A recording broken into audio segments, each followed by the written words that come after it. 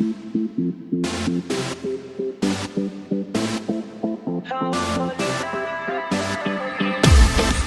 oley oley, görmedim senin değil. Sen elinde müziğim açari. Oley oley oley, ovadın köynükle seyredip bile ben açari.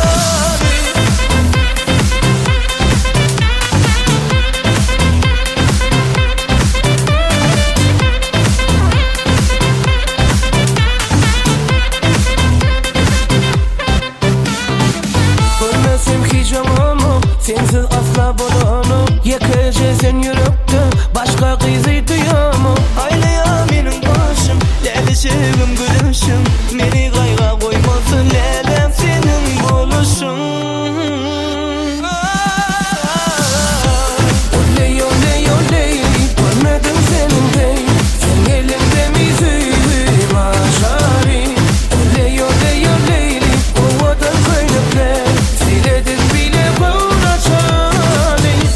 Oley oley oley, görmedim senin değil. Sen elinde müziğim açari. Oley oley oley, ovadın köynükle seyredip bile ben açari.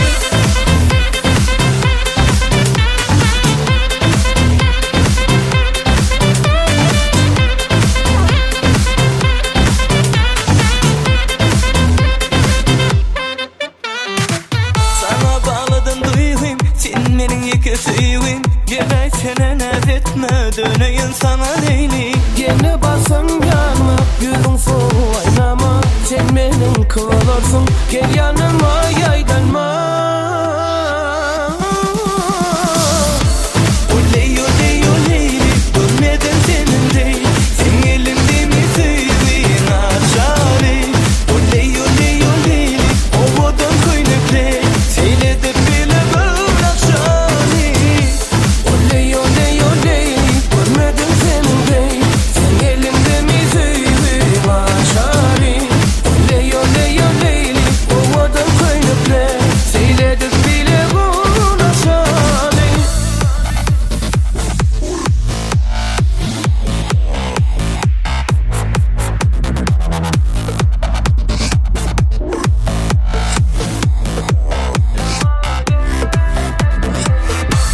Oley oley oley.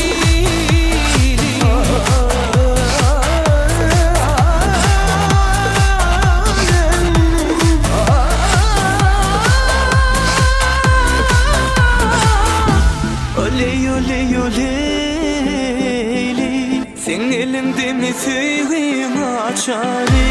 Oley oley oley oley.